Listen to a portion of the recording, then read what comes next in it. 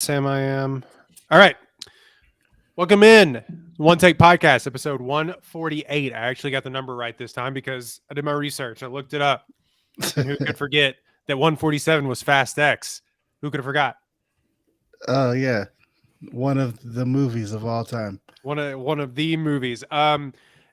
We're doing Spider-Man Across the Spider-Verse. We were gonna do the Little Mermaid, and then we forgot and didn't. And yeah, I don't have any other excuses besides that. Hey, Disney, Yeah. we don't need any more live action movies of movies that we already loved. I know you're doing it for money. I respect that. But we're not just going to rush down there to see all of our favorite films that we already have seen just because you put some live action people on them. But I support the I, Black Little Mermaid. for So one, I am going to do that. And Little Mermaid was actually good. But it's longer and worse versions. Like it's not as good as the original. Yeah, Little exactly. I Mermaid. mean, like the Lion King was good, but nah, it was longer and not as good as the real Lion King. honestly, I think like the live action Little Mermaid. Not to do a Little Mermaid episode after we said we weren't going to, but Yeah, that'll do. yeah, I feel like it's better in parts in live action because it's live action. Like Prince Eric, not a serious character in the animated version. Not just an unserious male protagonist who like is not actually cool or interesting in any way. And now he's kind of cool. So Well, as anyway, we will discover here, Dex, known anime, not anime, but known animated movie hater. Because he did anime movie hater too. I am anime not movie. about Yeah. it. No, I'm just deep teasing that you didn't like the first one of these films, but you which did is an Okay, love. insane hold take, on. bro. Which Hold- is an hold on. insane fucking take, by the way. I can't believe you tweeted that.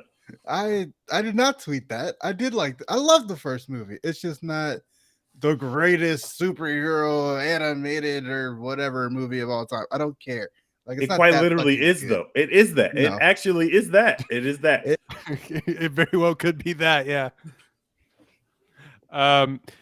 Anyway, Spider-Man Across the Spider-Verse. Spoiler alert, we all liked it. We will try to we normally do a bad job of spoilers, but we will try to maintain that until we give you a fair warning. But we did all like the movie. Just get that out of the way. Spider-Man Across the Spider-Verse came out this week, 2023 movie, rated PG, long and for an animated film, 2 hours and 20 minutes. You don't really feel that, but it is longer than your standard animated Disney fare, if you will. God damn, get out of the way. Move. No, we're not doing this.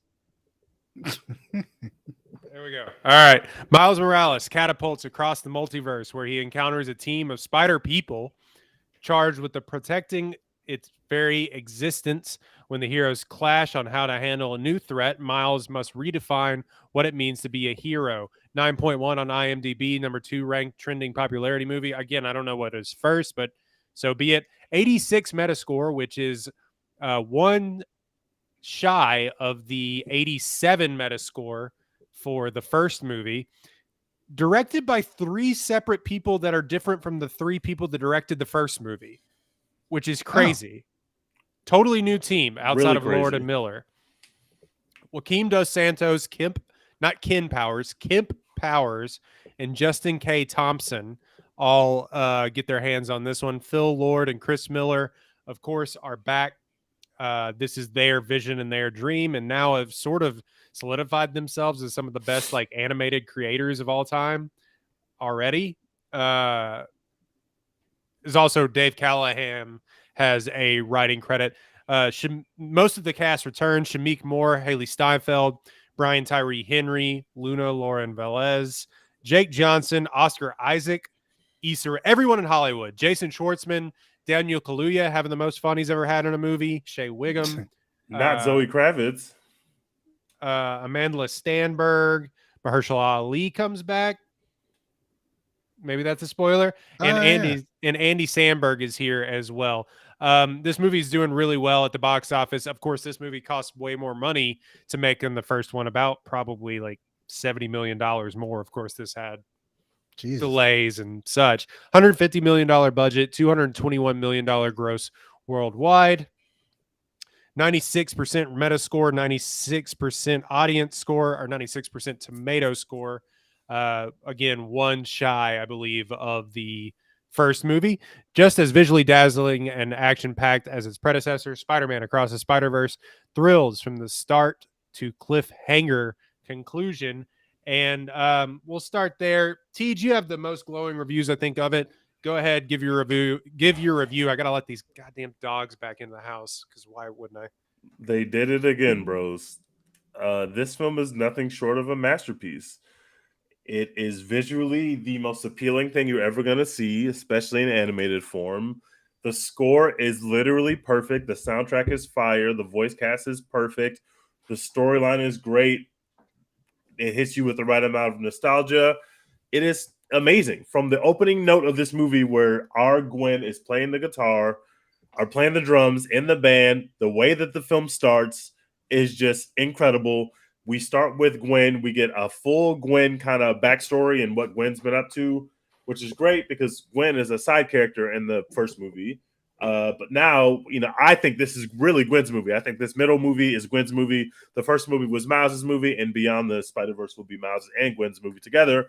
But a lot of this is a Gwen-specific movie. So we start with her. We get an incredible sequence with her, and it's our first time seeing another world in this story because obviously in the first movie, all the people came to Miles's world, and they were all, quirky and different because they come from different worlds. But we knew Miles's world pretty good by the time all these people showed up in it. So we spent a lot of time in Miles's world. So we opened the movie in Gwen's world, and the color palette and the artwork palette is very different than anything we've ever seen. It's like a watercolor mood ring kind of thing. It is great. It literally looks like a painting on the screen, which is funny because in one of these scenes, they're in an actual art gallery and making jokes about art. Obviously, these movies have a lot of jokes in them. Very funny movie, by the way. It's beautiful, and you get this very heartfelt story. The drum beat that she's playing just sounds so amazing. The first time I saw it, I was a little high, but I was mostly sober. The second time I saw it, I was on mushrooms, and I saw it in IMAX, and it is a sensory behemoth. Overload. The way that it looks, the way that it sounds, it's just the opening literally is my favorite part of the movie. Like it stole my breath immediately. We haven't even gotten to Miles yet. It stole my breath. The way it looks, the way that they're threading the story. Then you hit the credits, and then you immediately turn on a Rakim song, and now we're back in Brooklyn where we know our Miles is from. We catch up with Miles. He's doing good. Kinda, he's lonely. We're already seeing the thread of she's a particular kind of lonely for certain reasons.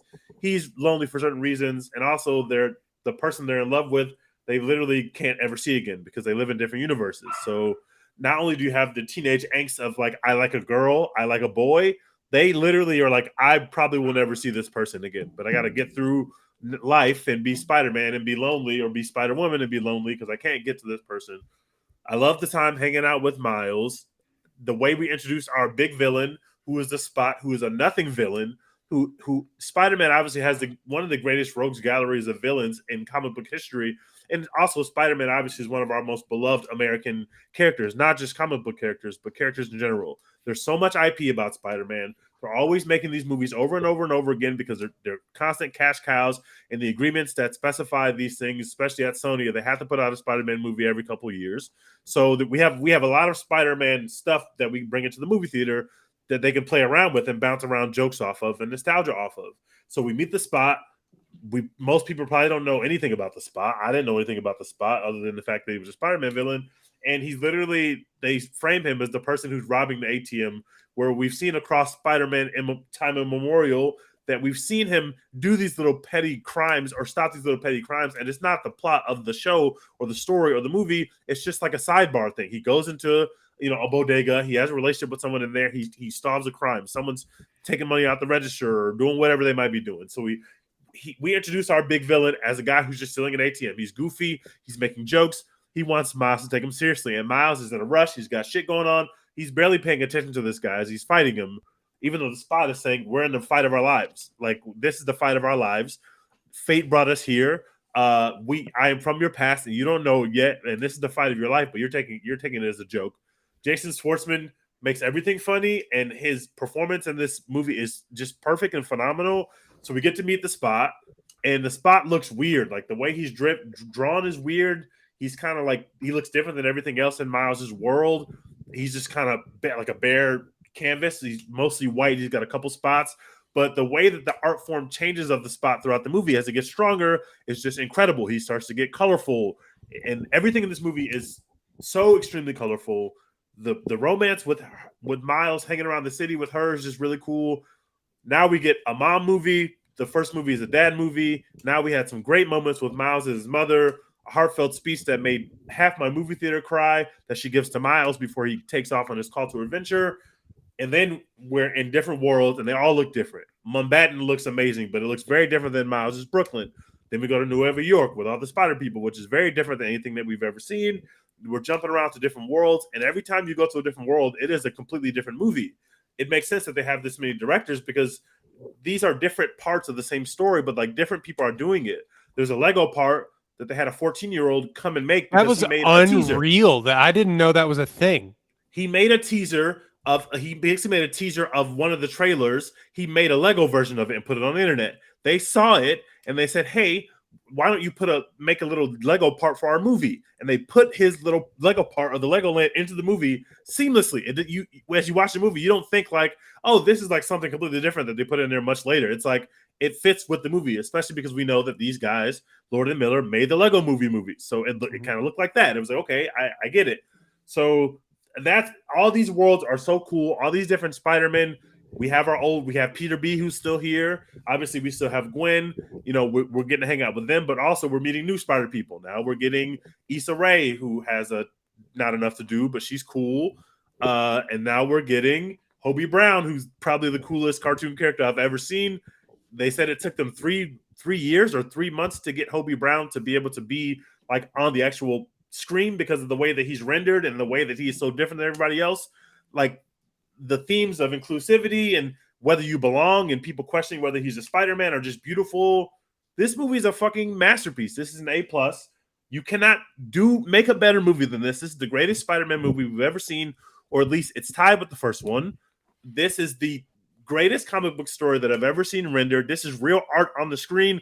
This is not just your mindless. People care about this shit. Like people actually care about this shit, and they take Miles is in such great hands, and they put him in dangerous situations, obviously, but he's in such great hands with the creators of these films.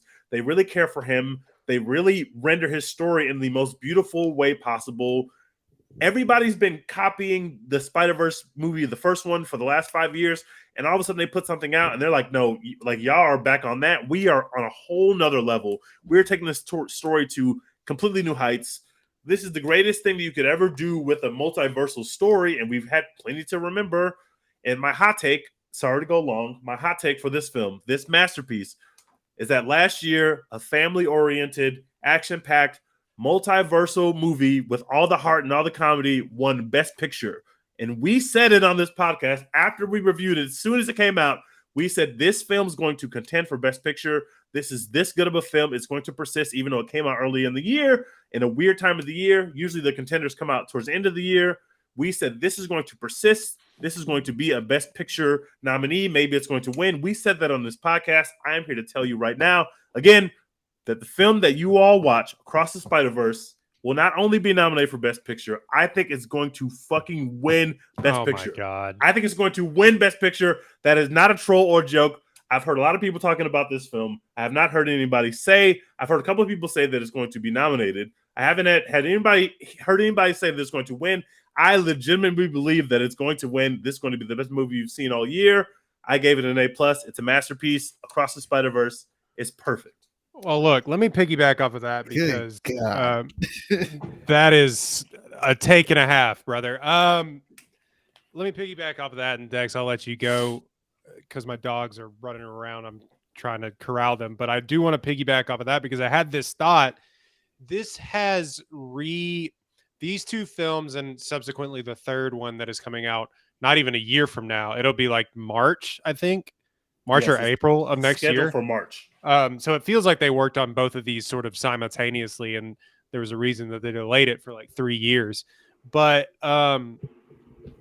this feels like, in the way that Toy Story redefined what we knew about animated films in the mid 90s and continue to do so all the way up until about Toy Story 3.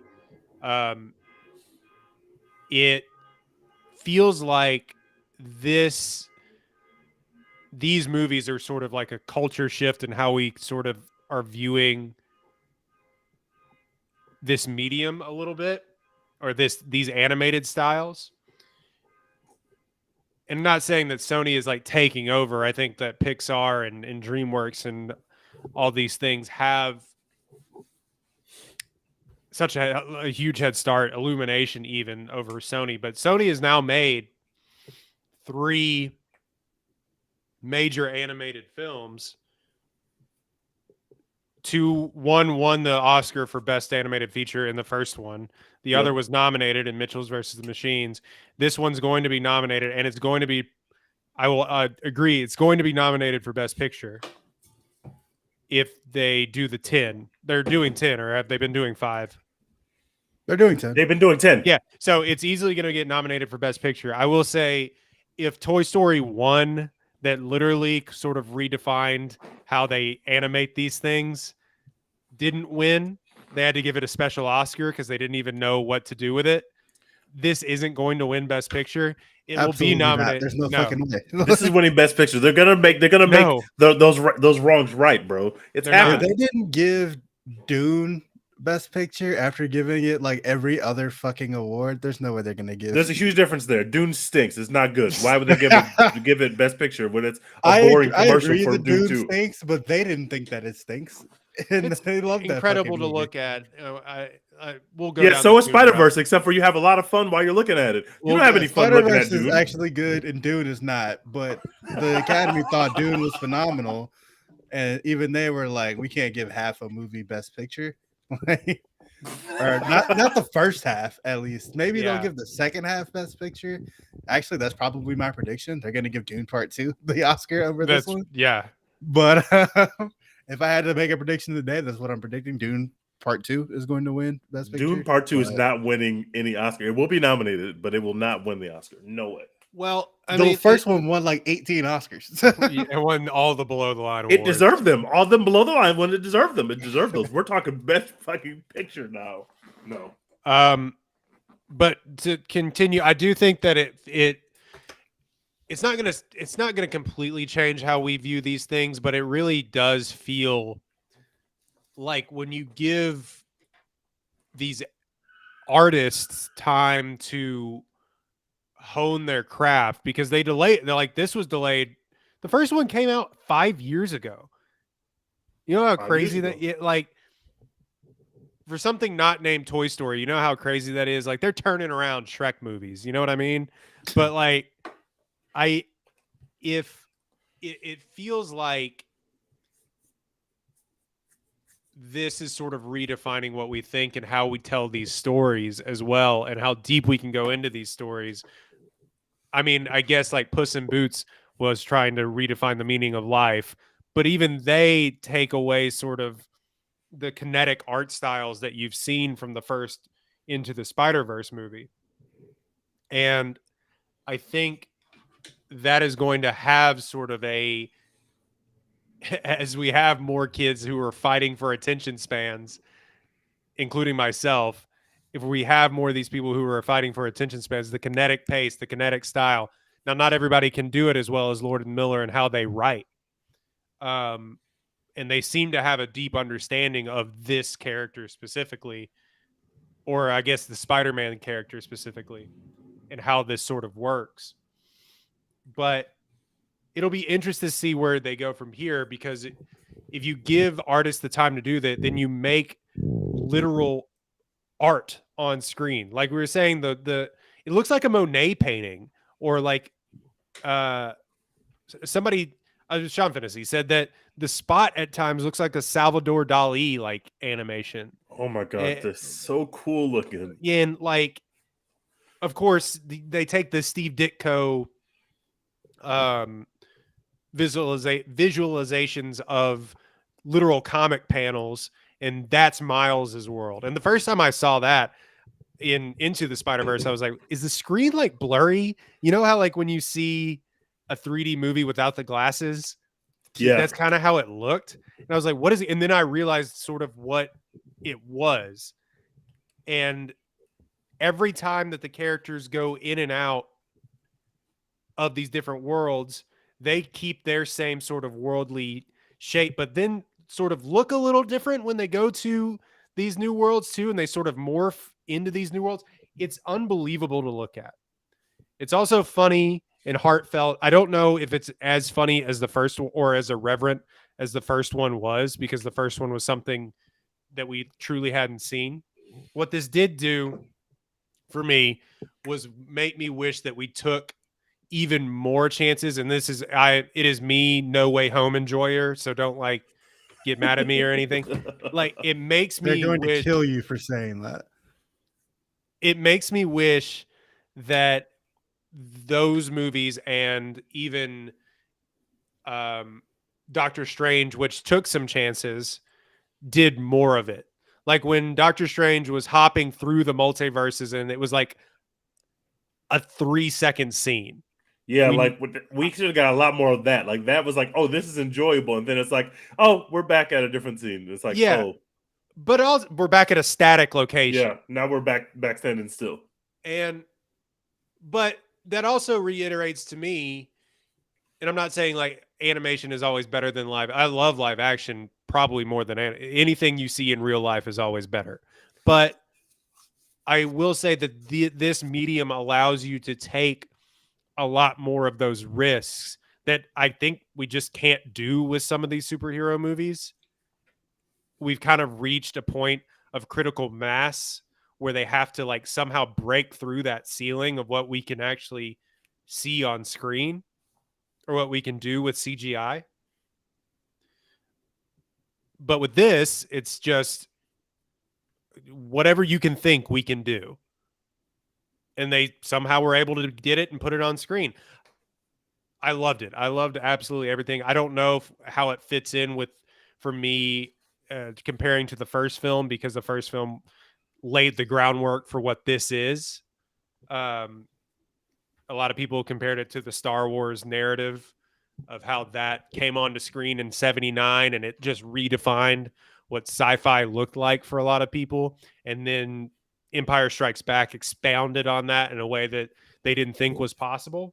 And that's kind of what this did here. And it's the lazy comparison, but it feels apt and it feels correct to be like this, and then Into the Spider-Verse, Star Wars, the original Avengers movie, and then Empire Strikes Back, Across the Spider-Verse, and not Endgame, but Infinity War, built on those, and hopefully it crescendos with something like Endgame, but maybe even better than Return of the Jedi. So because that was a lot of Jedi is not good. But yeah, there's a lot of nerd references in there all at once. But I'm just saying, when you have these sort of trilogies of films that are sort of building on something that hasn't been done before it, like Avengers did with the team up superhero movie, it's interesting to see where they will go from here. A lot of people say, oh, well, I rank this lower because the story's incomplete. And we're going to sound like hypocrites because we were sitting here shitting on Dune for being part one of a part two. But here's the thing. We knew 2 years ago that this was going to be part two. Dune came in and they didn't even know if they were going to get the opportunity to do part two. Yeah. And they're just like, here's part one. Hope you like it. And you're just like, okay. But also, Dex, you had a good point in the group message in just a little while ago and saying this is just fun too on top of that. yeah, So this it's is easy. just actually good and cool to watch. It's like I said in the group chat, it's like being at a hibachi restaurant and the chef is like doing the onion volcano and he's fucking flinging shrimp around in people's mouths. And it's like just fucking cool and fun. You haven't tasted the food yet, but you're like, this restaurant's fucking amazing. And like, I know this food is going to be delicious when I finally get to eat it. But watching Dune Part 1, it's like sitting down at fucking Applebee's and getting the menu. With all the and pictures you on have- it. With all the pictures on it. It's like you have the idea of Zendaya, but like she hasn't done anything yet. Like you're just looking at pictures on the menu and you're like, this food might be pretty good. You have no fucking idea. Except it's the fucking Cheesecake Factory menu because that shit was so long. Yeah, it's got to be a massive menu, and there's 19 categories to go through. You've read no Yelp reviews on this restaurant. You don't know shit about how this food's gonna be. You're just looking at the pictures, and that is like, it's fair to say, yeah, you can't judge that story based on that, but I can judge this hibachi restaurant. Like, look at this man in this onion volcano. This food's about to be fire. Like, it smells amazing in here, and this guy is throwing meat around. It's gonna be fucking awesome. I don't have to. Pause. I know it's gonna be awesome. Pause. So yeah, that whole like it's an incomplete story thing or whatever. Like, yeah, I get it, but also like, come on, guys. Like, you can kind of tell where this is going. You can tell like it's. You know what else was an incomplete story? Fucking Infinity War. Everybody loved that movie. I'm glad y'all making these points. These are the two things that have pissed me off the most in the dialogue. One, everybody comparing it to Dune because of the part one thing. And I was like, did I memory hold the fact that they already announced that this was part one? Because I walked into the theater knowing this was part one. And I thought we all did. So I was confused about with the backlash on the It went viral on Twitter when they said there's two films. They're coming out like back to back. I was like, did I make that up? Because even the guy next to me was like, what? And the other guy next to me was like, what? And I was like, it's a part one. Like, I thought we all knew that. But anyway, I thought they had told us that. But anyway, but then two, the comparison to the Dune thing, where none of us knew, including the filmmaker, that this is going to be a part one, part two situation, is a completely different comparison altogether. And I just didn't understand why people were making those comparisons at all. Either, if you don't like the ending of the movie, that's fine. But I would suffice to say that you enjoyed yourself throughout the whole time. And that was not the experience that everybody had with Dune. Some people really did enjoy all of Dune. Some people really liked the way that Dune. Some people love Applebee's. Like, I understand. Like, there's something about Applebee's that makes them happy. I might not be that person, but I want my mozzarella sticks before I make my decision. One of the better sci-fi films of the last 20 years, Applebee's. It ain't Chili's, I can tell you that. Dune 2 is going to be some Michelin stars to shit, but that doesn't change the fact that Dune 1 was an Applebee's, and then you walk past the Applebee's into the back, and then boom, there's like a little speakeasy back there that has the best food in the city, but you got to go through the Applebee's first. No, so in the end, the voice cast is great. You can't always determine that. Now every voice cast is like, which version of Chris Pratt can we get in here? Which movie star can we get in here to voice these things? But the voice cast. God, Chris Pratt is not in Across the Spider-Verse. Oh my God! Imagine if he was getting that check too. I know he gets every fucking check. Imagine if he's getting that check. Chris Pratt, no Keegan-Michael Key. Like, yeah. So no Lin-Manuel Miranda. Yeah, exactly. No Rock. So like, I just anytime you see a voice cast, you're like, oh, it's who could we fit in here? Like Matthew McConaughey to like voice this koala bear or whatever. But this is like, it really feels like these people are acting and doing like a story that they care about. And the voice acting is genuinely phenomenal and well done. I just can't get over like how much I can stress to you that it's like literally watching a piece of art on the screen. I would take some points off because like I'm a slow-brained millennial now that like I couldn't hear some of the things that characters were saying. Like I needed subtitles so badly. They were moving so fast that I was just like, what the fuck happened? And also some of the pop-ups on the screen, I was like, wait, like, and I know why they did that. And it was kind of funny, and it doesn't detract from the story or anything. But I was just like, this is moving so incredibly fast that I got whiplash. Yeah. Like you can't even try to read the ones where they go to all the where all the spiders are. It's like they're popping up so fast you can't even. It's like, oh, I just gotta wait till I get the movie at home because there's no way I can even read even half of those the way they were putting them up on the screen. Yeah, so I mean, it's still an A+ for me. I think I have it lower than Into the Spider-Verse, like I've said a couple of times. Shut up. God. But yeah, so Dex, go ahead, give your review. I'm gonna figure this out. Hold on. Yeah, so I mean, obviously this movie's fucking great. Like 5 stars, 10 out of 10. Great fucking movie. I fucking loved it.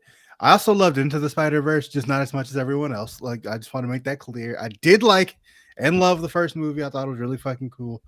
I just didn't think it was the greatest animated movie of all time or the greatest superhero movie of all time or whatever. Didn't you say the Eternals was better than Into the Spider-Verse? Wasn't that you? I absolutely did not say that. I would never say such a thing. Don't, dude. The internet's gonna come fucking find my house.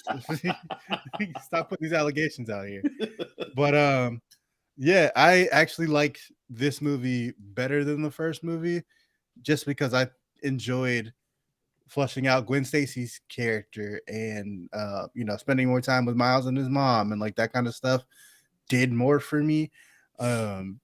Just as story beats. Obviously, we don't officially know how the story is going to end, but I feel like we kind of know where this is going. And I just really fucking liked it. I got all you know, we've already talked about how great it looks, and everyone knows that the score is perfect. The music they chose is perfect. Metro Boomin did his thing on the soundtrack. Like, it's all really fucking good. My only nitpicks with the movie are knowing that it's a part 1 of 2. I was watching the movie being like, okay, this would be a really badass place to just like cut to black, like, and they just didn't, like 15 different times. I was like, okay, you could have ended 1,000 times. Yeah, you could have ended this movie a little bit earlier than you did. Like, it like just kept. It felt like at the end it was dragging a little bit. I think where they eventually got to end the movie is fine. Like, that's a cool place to end the movie. It's like pretty hopeful, and you know, like it's a cliffhanger, whatever. But I was like, it would have been way cooler if this ended like 15 minutes ago. Like, we just stopped there. And my other nitpick, it's like not really the movie's fault. This has been in development for forever. Like, there's not much they can do about it. But we've seen a lot of multiverse movies the past couple of years, and they're all starting to have like the same plot and like do the same things. It's like, oh, there's a villain who can jump across universes and he's fucking them all up, and you gotta go stop him or the universes will start colliding. And yeah, like, you can't have that. You gotta The Flash fix comes out on June 16th, brother. By the way, that if you want another one, you gotta fix the sacred timeline before the villain who can jump timelines fucks it all up. And oh, there's some sad things that have to happen to you, but you don't want to be sad, so you got to stop the sad things from happening to you specifically. They happen in every other universe, but they can't happen in yours. We got to figure out how to stop that. Like, you know, and like I said, not the movie's fault. This has been in development for years. It's not like they saw Everything Everywhere All at Once and we're like, let's do that. Like, they've been working on this for a long ass time. But after watching Everything Everywhere All at Once, watching Multiverse of Madness, watching No Way Home, The Flash is about to come out. It's like, okay, is there anything else? Shitting on The Flash. Sorry, of course it is. We haven't seen it, but of course it is. And but yeah, it's just like, is there anything else that we're going to do with multiverses, or is this it? Like, is this the one multiverse plot that we have, and we're just going to keep making this a million different times? I don't know. But yeah, like I said, those are my only 2 real nitpicks with the movie. It could have ended maybe 10, 15 minutes earlier, and I've seen a lot of multiverse movies. That's not a lot of nitpicks. Like, I usually get out here and complain about a bunch of shit. Like that's all I got for this movie. It's a 10 out of 10. It's great. I didn't feel like it was dragging at all. I was having the time of my fucking life, and I knew it was about to end. It's so weird watching it the second time, knowing where and how it ends, because when I was watching Escape from New York, I knew how long the movie was, but I had no sense of time because I was so locked into the movie that I wasn't thinking when we were in New York, like, this is probably our big final set piece, because it is. Like, that's the last time there's like action and running away and there are stakes. And so, and then you're just resolving other things as you end the movie, and I don't want to spoil it yet. So watching the New York thing a second time, it works so well as a final sequence. But the first time I saw it, I wasn't thinking about it as a final sequence. So the second time I was like, oh, this does work really well as a final sequence, because now we see how powerful our Spider-Man really is. He's got broad shoulders now, and he is turning up on all the other Spider-Men, and he's the best of them, and he just started. When we saw him in the first movie, he's stumbling around. He can barely, do the thwip thing before the final battle. And now he is him. He has proved that he is the LeBron James of the Spider-Man. And that's just a perfect way to end the first half of the story. I felt like the pacing of the ending and where they ended it was perfect. I had no issues with it. Yeah, that actually might be another nitpick for me. He did feel a little too good at this shit. Like, He was really him. Yeah, it's like, okay, every goddamn Spider-Man in the universe like can't catch you. Come on, son. Like that's what we're doing. Slippery, buttery hips. He was out there looking like Reggie Bush at USC. Like nuts. Yeah, I don't know. I thought I mean, I was sitting there once that ended, though, that there's a 30-minute, like you said, Escape from New York, which is a movie on its own. But yeah, probably a direct reference. But the Escape from Nueva York scene is like 30 minutes long once they start doing it, it feels like. And I was on the edge of my seat, like heart pounding for animated characters.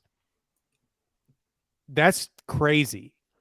And then it ended, and I was like looking at my watch going, there's 30 minutes left in this movie. Yeah. I was kind of like, that's a little bit of a not like the worst thing in the world, because you're obviously not going to end it on the big fight scene. Like, fuck, even Endgame didn't end on the biggest fight scene ever. Yeah, Endgame or Infinity War, let them all die. Like, and then ended. Yeah, and then ended. So like there was going to be some resolution, a little bit at least. But I was, Dex, to your point, kind of going like, okay, so where are we going? Because I was on the edge of my seat for forever. And then like the Matrix world that they put him in looked incredible, and I was kind of back in. But like I think part of it for me too was that in my theater, at least, like there were, you know how people are in movie theaters at superhero movies, like they're sitting there whispering and talking and like calling things out or whatever. So like after the Escape from Nueva York, there's like a bunch of like little reveals that kind of add up to like the climax of this movie or whatever. And then they'd like hint at it for like a couple seconds, and then they'd like confirm the reveal.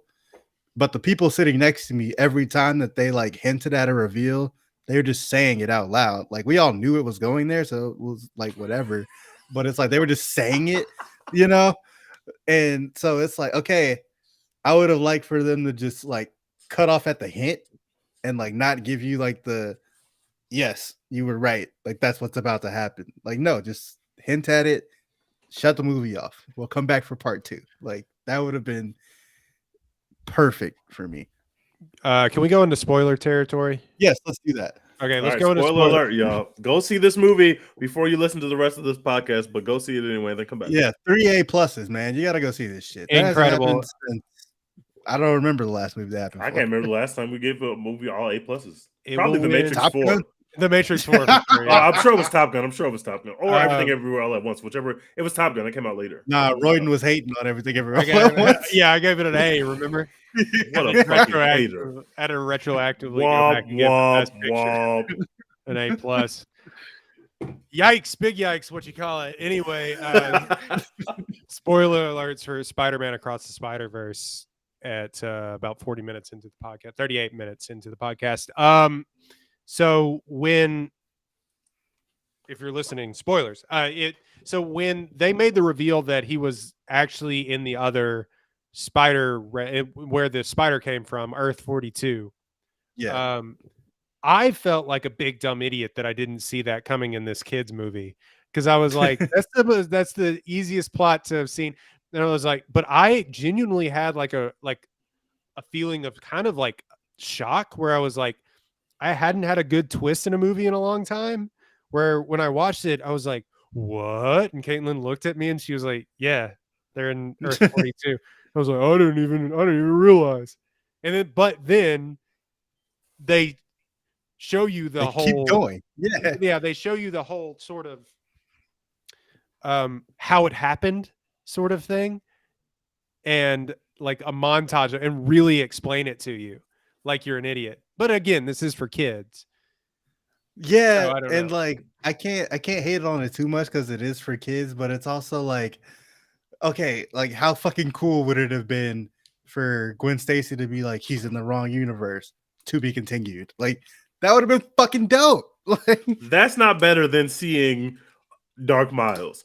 And we saw the fucking Jordans that they're gonna put out for the next movie. The Prowler had J's on, bro. That there's no way you can tell me that that's better than that.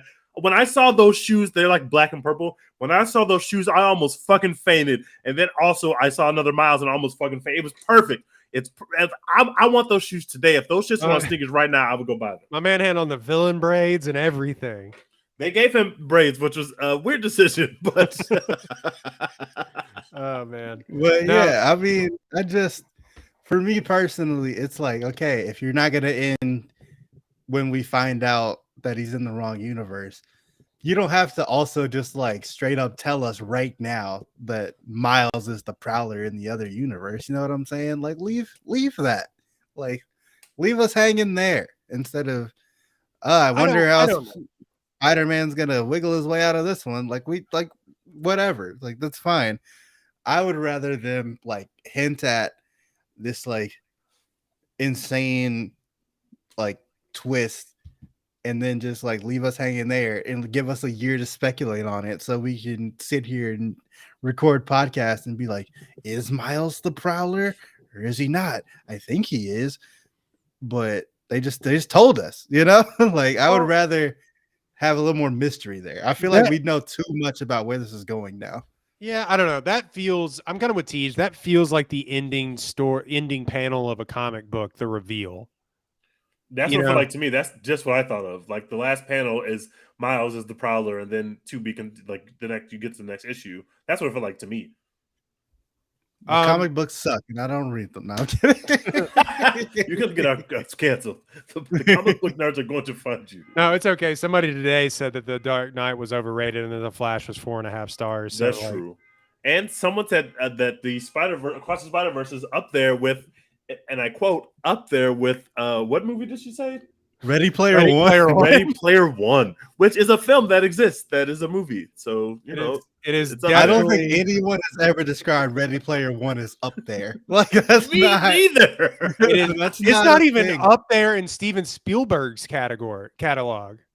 I'm one of the it's not seven bad. people who loves Ready Player One. Saw it like twice in theaters. Have it on Blu-ray. Like, I love that movie. What the fuck are we talking about? Like, no. That is the most forgettable Steven Spielberg movie that I have seen in a long time. And I enjoyed the movie. There's nothing wrong with the movie. But comparing it to something like Spider-Verse, I was like, wait, did I read that? I thought I read the tweet wrong. I was like, wait, what? Ready Player One is so forgettable that the chick in it became the queen in House of the Dragon. And I didn't know who she was. Oh my god! I've seen that movie like 8 times, and then she showed up in House of the Dragon, and I was like, "Who's this new hot chick?" Wait, who is she in House of the Dragon? That is Olivia Cook. Holy shit! Yeah, holy shit! I didn't know that. Yeah, she's our queen. Who's the male lead of Ready Player One? I literally don't remember that. I don't remember who the male lead is. He was in everything. It was Ty Sheridan. Doesn't matter. I only have an avatar of his face in my brain, but not his actual generic face. white. And I've seen this movie twice. He played the new Cyclops in the X-Men reboot movies. You could have told me it was Ansel Elgort or any other number of white guys, and I would have been like, "Yeah, that's him." Guy's from Texas, actually. He's from Palestine, Texas. But No, we did an episode on that movie, didn't we? Didn't we do a Ready Player One episode? No, that came out before we started. Oh, I mean, we can. I'm always down. I tell you, I've been trying to read that book too because Caitlin bought it for me just like as a gift, and it is like reading somebody's like a kid that's been on Ritalin his entire life. Like, you get my 80s references, and you're just like, God damn it! Like, I can't.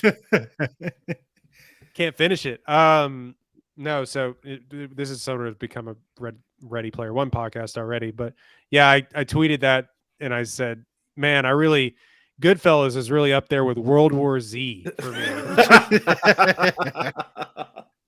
It's like up there with Yes Man from Jim Carrey. Like, what are we talking about? Dude, like that's the most insane comparison I've ever heard in my life. Like, what? Anyway, But no, yeah, so Across what, Spider-Verse fucking rules, and I'm it excited does rule. for It does rule. Beyond. What were your funniest gags in this movie? What made y'all laugh the hardest in this film? Oh shit, what was it? The getting canceled bit in the very beginning of the thing was Baby powder very funny. endorsement. That was really the baby funny. powder endorsement is hilarious. I don't know how I necessarily felt about the Donald Glover of it all. We didn't talk about that because Oh, this yeah. is He spoilers. popped up. The Twice. real life, them bringing the real life. It didn't ruin the movie for me or anything, but It them felt like bringing SpongeBob. Like, yeah, it felt like the Yeah, SpongeBob that's what it felt movie. like. That's what it felt That's like. crazy. Good comparison. Like it. Yeah, it's like David Hasselhoff is here. You know, it's like what? No, but yeah, that was an interesting sight gag that they did, and I think them molding the real world stuff into it was really interesting. I thought all the stuff with like the spot was really funny, but I think I laughed the hardest. I'm your nemesis. Yeah, I'm your nemesis. Like he kicked his own butt into the multiverse. He kicked his own butt. But I laughed the hardest when the what was his name? What was his name? The Spider-Man. I'm gonna get this wrong. Pevitar or Pevitar? Oh, the one from Mumbattan. Mumbattan. I was gonna say. I guess I'm probably having this wrong, but the Indian Spider-Man. Yeah, he's in it. Yeah, he Timothée Chalamet. Yeah, the guy with the good hair. He his whole thing was hilarious to me. And he's just like, yeah, the chai tea, and then just like things are just great for me. Things are going awesome for me. It's so easy being Spider-Man. But also that, and then the introduction of punk rock Spider-Man, where he's just a walking contradiction. He's amazing. And Daniel Kaluuya's voice is just so perfect for that character. Hobie is the coolest thing that I've ever seen, man. I don't like AM. Incredible. I don't like PM. I don't like Label. Shout out to him for like immediately I'm not a role model. I used to be a runway model. No, a role model. Used to be a runway model. And I do like that he was holding Miles down because we got to take some real points off of Peter B. Parker and Gwen because they basically let him walk into a trap. Y'all my friends. And Miguel O'Hara, who we haven't talked about, which is another incredible voice performance by Oscar Isaac there. Incredible stuff that he's doing. You basically know this is a trap, and you let him trap me, and it's like, yeah, your dad's going to die, but you got to stay here with us. We're going to trap you in a cell. Man, them's the breaks. Them's the breaks. Thanks a lot, Gwen. You people going to die. Y'all knew this was going to happen to me. Y'all let this happen, but Obi is like, no. We're not going to let this happen. He's pulling stuff off the wall already. He's 10 steps ahead. He's helping Miles the whole time. Hobie is a real friend, bro. I don't know about Peter B. Parker, and I don't know about Gwen, the way they treated him in those moments. I didn't like that, bro. I didn't like that at all. Peter B. Parker, known sex haver. He just got lazy, man. Mayday Parker was also incredible. When she puts her mask down at the end when they show, and he's like, well, we got to go on another adventure, and then she pulls her mask down. Greatest moment in cinema history, up there with the horse head and Godfather. The same thing, bro. It's in the same level. Mayday Parker is the greatest. She was incredible. They're such a cute baby. What a crazy comparison. Okay, she's incredible. Shit, that might be better than the Across the Spider-Verse and Ready Player One cop. Like, there's the horse head scene in The Godfather, and there's Mayday pulling down her one mask. off of when a baby I Spider-Man. walked into the theater as one person when Mayday Parker pulled the spider mask down to her face. I was changed. I was forever changed. Yeah, bro. Well, I will say, Across the Spider-Verse, far less racist. Yeah.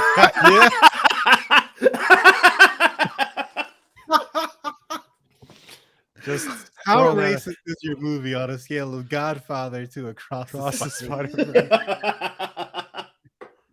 Oh, you think people were shitting their pants in the movie theater when he came into the parent teacher conference and he had a BLM sticker on his backpack?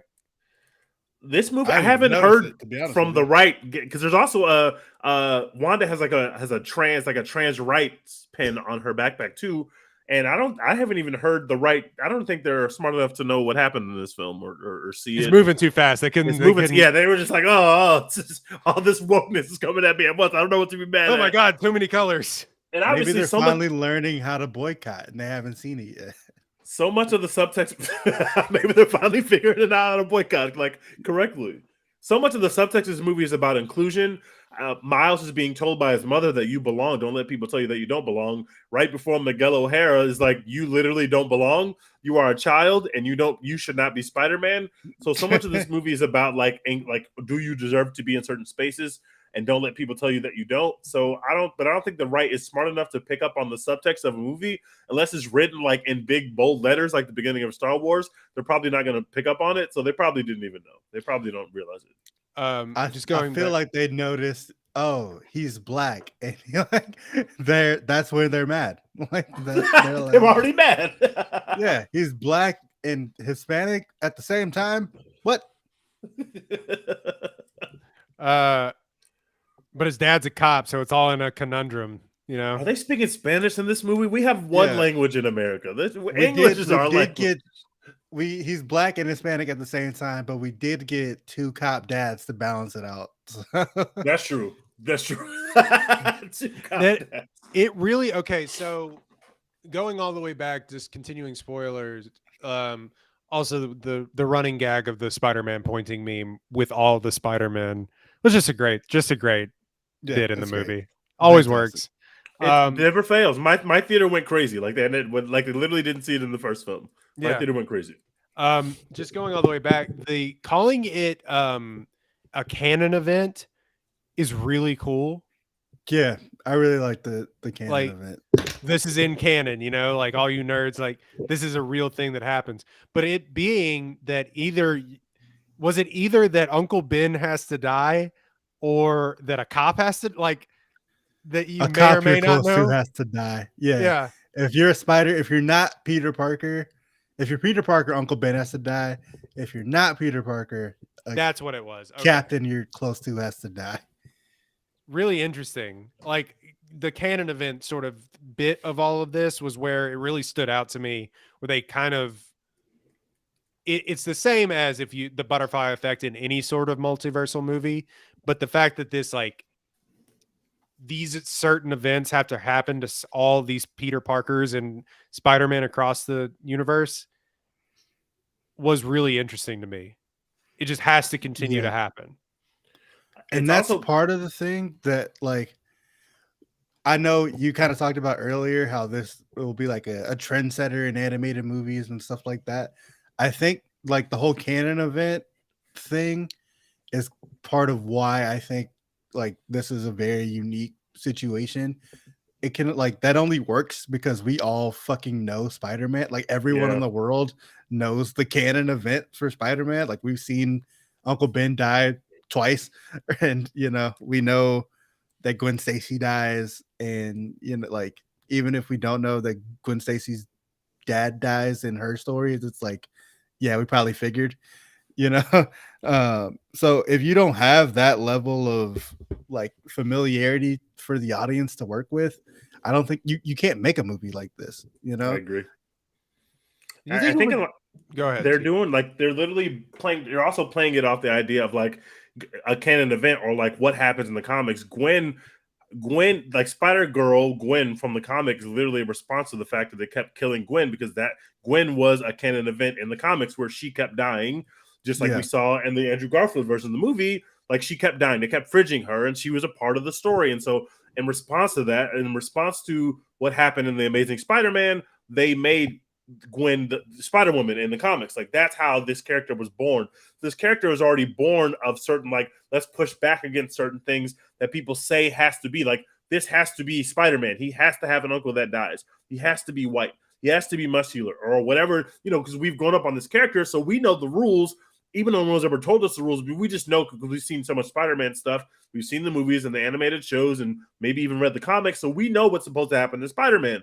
And so this whole movie is set up in like this kind of people are not supposed to be Spider-Man. This kid, this biracial kid is not supposed to be a Spider-Man based on some people's views of Spider-Man. So we can keep pushing that line and saying the things that have happened to the other Spider-Man don't have to happen to our Miles and our State and our Gwen because they've already both experienced loss. She lost to Peter and he lost his uncle Aaron. So they've already experienced some loss, but they don't have to experience more loss. And so fighting against that destiny of like, we are going to do things our way. You said that we couldn't be here in the first place. Now that we're here, now you're trying to tell us how to act while we're there. We're going to push back against that. That level of subtext is just so cool. And it shows a deep care for the character and a deep knowledge of the character, but also Lord Miller are saying we're making our own thing. We are not beholden to the rules that the Spider-Verse has put upon us just because we're making a movie called Spider-Man. Like, we are going to tell our own story. Literally, one of the first things that Gwen says to begin the movie is you think you know, but you don't. It's playing against the fact that everybody sitting there knows that Aunt May dies, or knows that the captain dies, or knows that Uncle Ben dies, right? We know that stuff. Even the kids know that stuff. So they're telling you, hey, we're writing our own story. You don't know what's going to happen, but these characters might not have to go through some of the same trauma that other Spider-Man have gone through just because that's what everybody else wrote. And I just love that. That being on the surface of the movie is just so beautiful to me. And it just makes the whole story come together as a coming-of-age story for Miles and Gwen now. I think that's just so dope and so cool. And it's clear that they care a lot. And I felt that intimate. I felt that passionately when I was watching the movie. So Across the Spider-Verse going to be nominated for Best Picture, like we said. Tej has it to win. I want to see if you could get those odds right now. What do you think those odds are? Like plus 1,000? I bet you I can get at least plus 800 or 900 at least. Go ahead, put some money where your mouth is. I'm about to go put some money up. I'm doing this. I'm about to put $5 on this and be rich. It's gonna be great.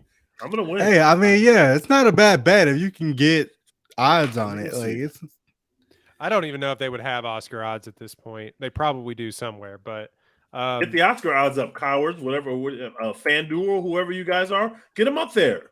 So I just want to talk about this real quick, and then we'll wrap up. Daniel Kaluuya makes an appearance in this movie, and he's literally only at this point doing like one movie a year. And he should be doing more because he should be like one of the biggest stars in Hollywood, and he almost is, even though he does like one movie a year. Somebody asked, and I think Tiff is the official Tiff account quote tweeted it and said, who is an actor or actress that appears in a movie and immediately makes it better, that pops up in a movie and immediately makes it better?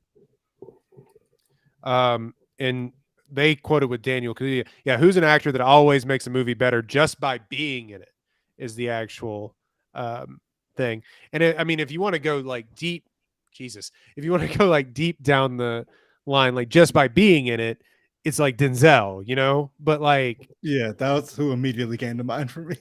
But I was thinking more like people that may not have the most to do, like character wise, but they're always doing the most with their characters. If that makes any sense. I would say Brian Tyree Henry is the easiest answer for me. That's a really good answer. That's a really good answer. Mahershala Ali jumped to mind for me. Well, he won an Oscar for being in a movie for like 13 minutes. So yeah, I was gonna say like he's not in Moonlight for that long, but like he like hits you in the fucking chest. To me, it's always the like character actors guys, Ben Foster, but you know, Sam Rockwell is one that stands out for me. And then these are all just people that have like supporting Oscar nominations. A good boy, Jesse Plemons. Jesse Plemons is a great one. That's a great one. Because it's like, what's he gonna do? He's gonna be menacing and little seedy every single time. Seedy. Can't really, and maybe a little racist. Maybe a tad racist. But yeah, I mean, just by popping up in it, I'm trying to think of actresses that are the same. Like, I mean, Emily Blunt is that for me for some of these movies. Like, yeah, I haven't seen a lot of Emily Blunt's work, but all the stuff I've seen her in, she's great in. Yeah. But it's just like she's in like The Devil Wears Prada as like the third assistant and Yeah. and she's just like giving it her all. She's awesome. So I don't know, just going back on some of that stuff. I mean, of course, if you have just by being in it, if Meryl Streep is in your Mamma Mia movie, like it gives you And that shit bangs. yeah, that much more juice, I guess. But who's some other ones that y'all can think of really quickly? Because I actually really like this topic. Florence Pugh. And She's Hathaway, I everything go she up goes for. up in. Everything Florence Pugh's in is better Florence than it Pugh should be. never missed. I haven't seen Good Person or whatever, but I'm sure she didn't miss. Like even if the movie stinks. Because Don't Worry, Darling was like 3 or 4 points better than it had any reason to be, simply because she is on screen being her. Like it was to watch that happen in real time. I was with someone at the movies, and the whole time I was like, this movie's not good, but Florence Pugh is doing some amazing shit, bro. And it's going to waste because this film is shit, and they got her acting alongside a dude that can sing, I guess, but can't act like at all. And they live in the same house in this film, and that's weird. But the stuff that she's doing and some of the shots that they got of her in that film are I will remember them forever, even though I won't remember the premise of that movie. I don't remember it right now. The movie. The director of the movie was like actively sabotaging her, and she still had that shit on her back, bro. Had to Like, direct that shit some is of the nuts. movie. People forget. Yeah, dude. The director of the movie was like, you know what? Fuck Florence Pugh. You know what Florence Pugh did? Put up 50, 17, and 12. Well, she put up Jokic numbers, and then like Harry Styles was Michael Porter Jr. brick and shot. Just like, God damn, can you hit an open three, dude? Like, it's not that hard. Man, that film stunk. All I remember Our is that at the end lives. it was like, oh, he's just hooked up to the internet. All lives. He's just laying in a building, like on some Black Mirror shit with a little fucking Oculus on his face. This is the premise of our movie. Them turning that shit into was a ass. Black Mirror episode was fucking whack. I don't want to talk about the movie anymore. I just Don't Worry, Darling is the worst episode of Black Mirror of all time, and somehow Florence Pugh put up the greatest performance in Black Mirror history in that film. Both things are true. Anyone else that y'all are thinking of that kind of, if they would pop up into a movie, it would immediately make it? I mean, Willem Dafoe always gives like 110%. True. I have one like for an actress who's not in a bunch of good movies, but like the movies would be even worse without her. Jennifer Lopez. Really? I'm glad you're saying this because people have been coming down on my queen Jennifer Lopez, and I can tell immediately by how people speak on Jennifer Lopez's name that they have never seen Selena or don't appreciate it enough, or have not seen Hustlers or don't appreciate it enough, because that woman is doing things to do what she did in Selena. People's memory of Selena is Jennifer Lopez in the movie Selena. Do you know how insane that is? Selena was a massive star, and there's a whole generation of people who, when they think Selena, the first thing they think that pops into their brain is Jennifer fucking Lopez. That's crazy that you can do that as an actress. She's incredible. She's perfect, and we should not disrespect her acting chops because she can't sing. We should not do that. And then, like 20 years later, she comes out in Hustlers. And they owe her an Oscar nomination for that shit for sure. They owe her 2 Oscar nominations. Never. Huge miss. She's great. She's doing dramatic work. She's doing physical work. She puts on an incredible performance at the center of this film that was better than it had any reason to be, because she's putting on an incredible performance. And also Keke Palmer, who I met the other night, is a star, and she's also dropping 50 in the movie. So it's like that. Did you see that Netflix lied and said that like 18 billion people stream The Mother? I mean, they seriously, it's like the 8th most watched movie on that platform ever. I want them to stop lying to us so bad. I haven't heard anyone actually talking about The Mother, although I know some people that watched it, but everybody who watched it told me like it wasn't good. It's not, but it's better than it should have been because Jennifer Lopez is in it. And like it, even if she's not like in a great movie or whatever, she just makes it better. Like Shotgun Wedding is not a great fucking movie, but because Jennifer Lopez is in it, you're like, this is kind of fun. I would like to submit for the board's recognition Marissa Tomei in this category as well. Love her. My goat. Also, very much would. Marissa, I love you. What a woman. To put a woman that sexy in those Spider-Man movies is just like torture, bro. She doesn't even try to be that good looking. She's just walking around regular stuff that she's wearing around the fucking house, looking perfect. And it's like, oh, this is how this woman just sits at home in a regular t-shirt, looking sexy as hell.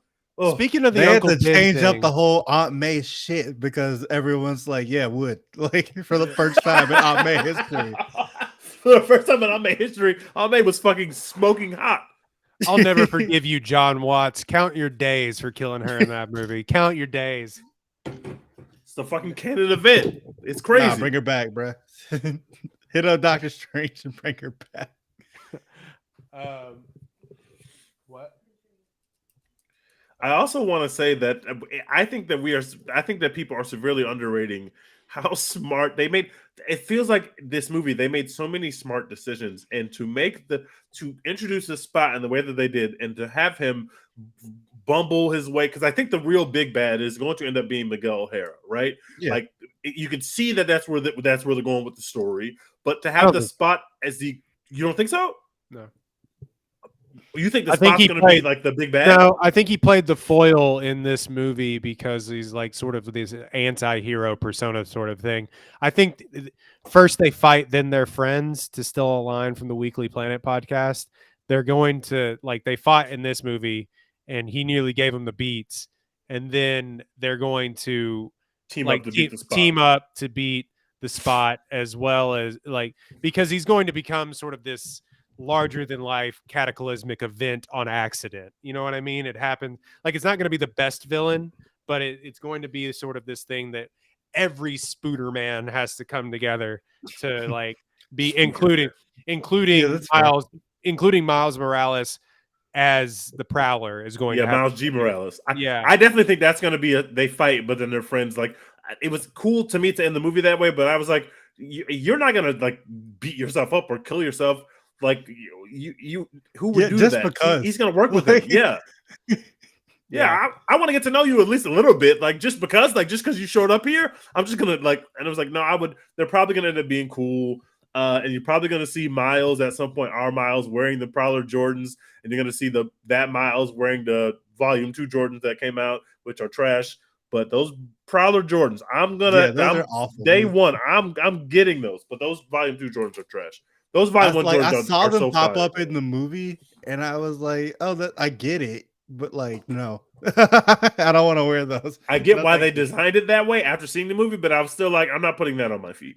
Yeah, the ones from the first movie are iconic, and I wish I had gotten them when the first movie came out, because those shits are extremely fire. But now those prices are super crazy.